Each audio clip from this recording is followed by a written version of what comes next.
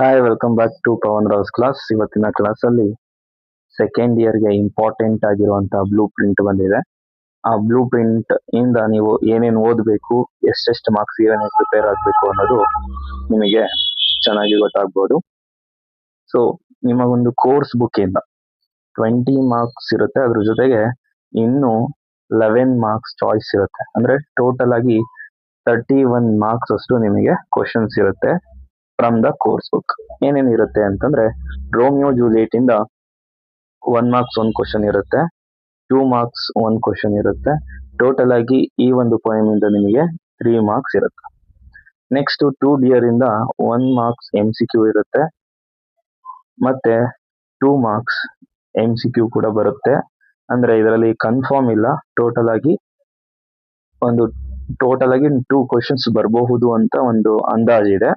So ಅದು ನೀವು 2 ಕ್ವಶನ್ಸ್ಗೆ ಅಂತ ಹೇಳಿ ಪ್ರಿಪೇರ್ ಆಗಿರಿ. ಹಾಗೆ 4 ಮಾರ್ಕ್ಸ್ 1 ಕ್ವಶನ್ಸ್ ಕೇಳ್ತಾರೆ.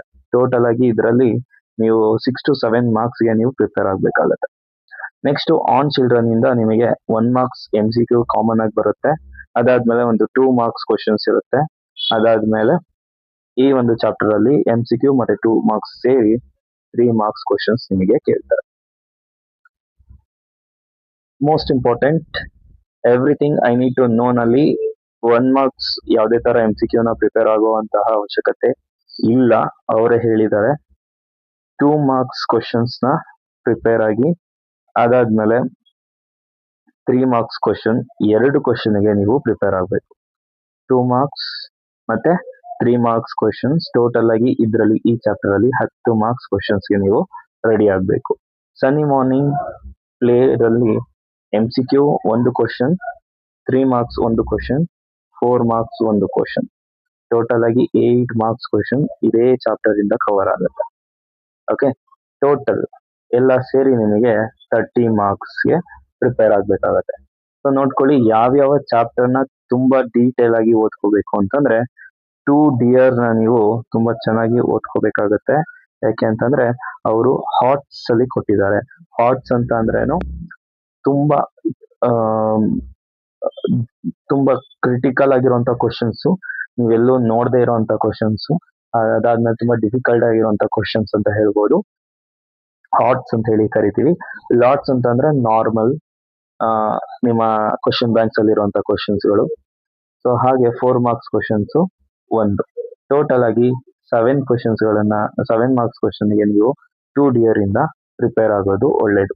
ಅದನ್ನ ಬಿಟ್ಟು ಯಾವ ಚಾಪ್ಟರು ಕೂಡ ಅಷ್ಟು ತುಂಬಾ ಡಿಫಿಕಲ್ಟ್ ಆಗಿರುವಂತಹ ಅಥವಾ ಹೈ ಸ್ಟ್ಯಾಂಡರ್ಡ್ ಕ್ವಶನ್ಸ್ಗಳು ಇಲ್ಲಿ ನಮಗೆ ಗೊತ್ತಾಗ್ತಾ ಇಲ್ಲ. ಸೊ ನೀವು ಒಂದೇ ಒಂದು ಚಾಪ್ಟರ್ನ ತುಂಬಾ ಫೋಕಸ್ ಮಾಡಬೇಕಾಗಿರೋದು 2 ಡಿಯರ್. ಓಕೆ, ನೆಕ್ಸ್ಟ್ ನಿಮ್ಮ ವರ್ಕ್ ಬುಕ್ ಅಲ್ಲಿ ಇಂಪಾರ್ಟೆಂಟ್ ಆಗಿರುವಂತದ್ದು, ಟೋಟಲ್ ಆಗಿ 20 ಮಾರ್ಕ್ಸ್ಗೆ ಕ್ವಶನ್ಸ್ ಕೇಳ್ತಾರೆ. 20 ಮಾರ್ಕ್ಸ್ ಅಲ್ಲಿ 10 ಆಲ್ಮೋಸ್ಟ್ 9 ಕ್ವಶನ್ ನಿಮಗೆ ಚಾಯ್ಸ್ ಇರುತ್ತೆ.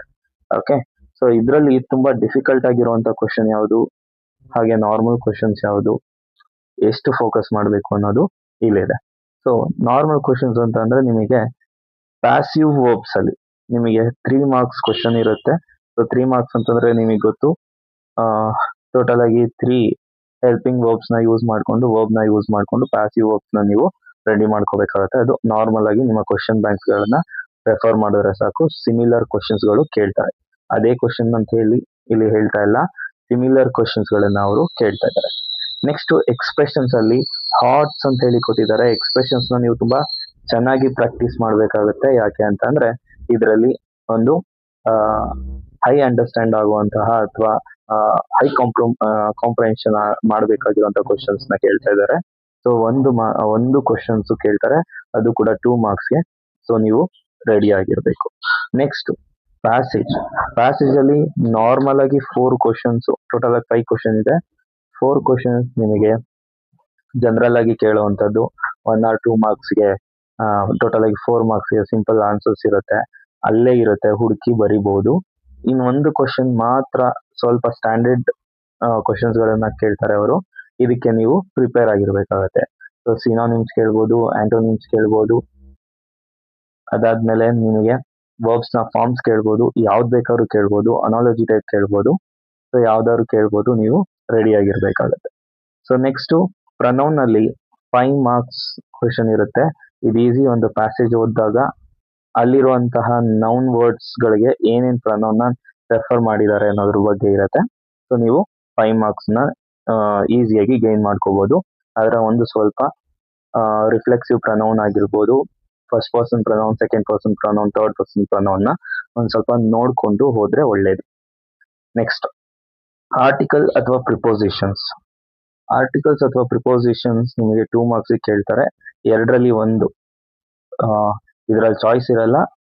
ಆರ್ಟಿಕಲ್ಸ್ ಬಂದ್ರೆ ಆರ್ಟಿಕಲ್ಸ್ ಬರ್ಬೋದು, ಇಲ್ಲ ಪ್ರಿಪೋಸಿಷನ್ಸ್ ಬಂದ್ರೆ ಪ್ರಿಪೋಸಿಷನ್ಸ್ ಬರ್ಬೋದು. ಸೊ ಚಾಯ್ಸ್ ಇರೋದಿಲ್ಲ, ಎರಡೂ ಕೂಡ ಓದ್ಕೊಂಡು ಹೋದ್ರೆ ಒಳ್ಳೇದು. Next subject verb agreement. Subject verb agreement ಅಲ್ಲಿ ನಿಮಗೆ 1 ಮಾರ್ಕ್ಸ್ ಕ್ವಶನ್ ಬರುತ್ತೆ. ಅದಾದ್ಮೇಲೆ ಸ್ವಲ್ಪ ಹೈ ಕಾಂಪ್ರಿಹೆನ್ಷನ್ ಮಾಡ್ಕೋಬೇಕಾಗಿರುವಂತ ಕ್ವಶನ್.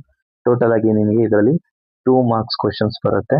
ಸೊ ಎರಡನ್ನೂ ಕೂಡ ನೀವು ಪ್ರಿಪೇರ್ ಆಗಿ ಹೋಗ್ಬೇಕು. ನೆಕ್ಸ್ಟ್ ಟೆನ್ಸ್ ಕೂಡ ಅಷ್ಟೇನೆ 2 ಮಾರ್ಕ್ಸ್. ಸರಿಯಾಗಿ ವರ್ಬ್ ಗಳನ್ನ ನಾವು ಇಲ್ಲಿ ಯೂಸ್ ಮಾಡುವಂತಹ ಒಂದು ವರ್ಬ್ಸ್ ಗಳನ್ನ ಕೇಳ್ತಾರೆ.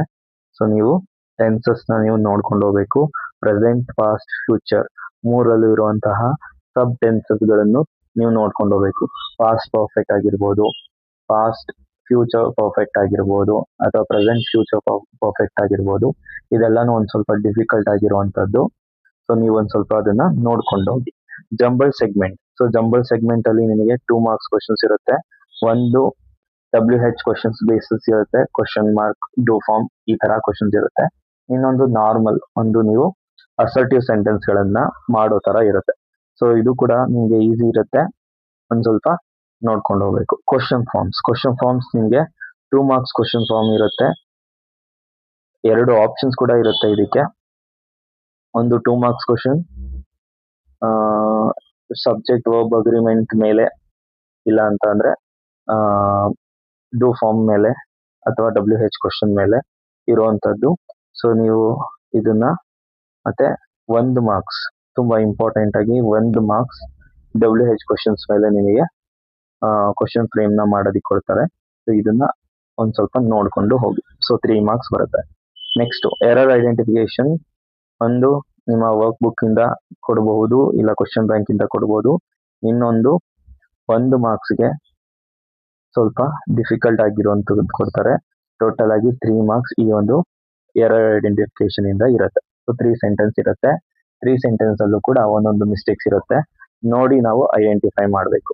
ಸೊ ಟೋಟಲ್ ಆಗಿ ಕೋರ್ಸ್ ಬುಕ್ ಇಂದ ನಿಮಗೆ 29 ಕ್ವಶನ್ಸ್ ಇರುತ್ತೆ. 29 ಮಾರ್ಕ್ಸ್ಗೆ ಅವರು ಫ್ರೇಮ್ ಮಾಡಿರ್ತಾರೆ. 9 ಮಾರ್ಕ್ಸ್ ನಿಮಗೆ ಚಾಯ್ಸ್ ಇರುತ್ತೆ.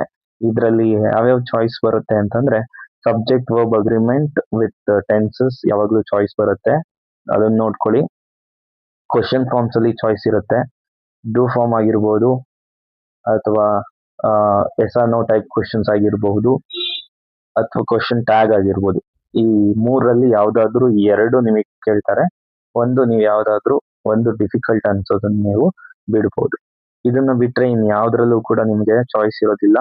ಸೊ ಇದನ್ನ ನೀವು ಒಂದ್ ಸ್ವಲ್ಪ ಪ್ರಾಕ್ಟೀಸ್ ಮಾಡ್ಕೊಂಡು ಹೋದ್ರೆ ಸಾಕು, ನಿಮಗೆ ಆಲ್ಮೋಸ್ಟ್ ಒಳ್ಳೆ ಮಾರ್ಕ್ಸ್ ಬರುತ್ತೆ. ಸೊ ಯಾವ್ದನ್ನ ಓದ್ಬೇಕು, ಯಾವ್ದನ್ನ ಬಿಡಬೇಕು ಅನ್ನೋದನ್ನ ಹೇಳಿದೀನಿ.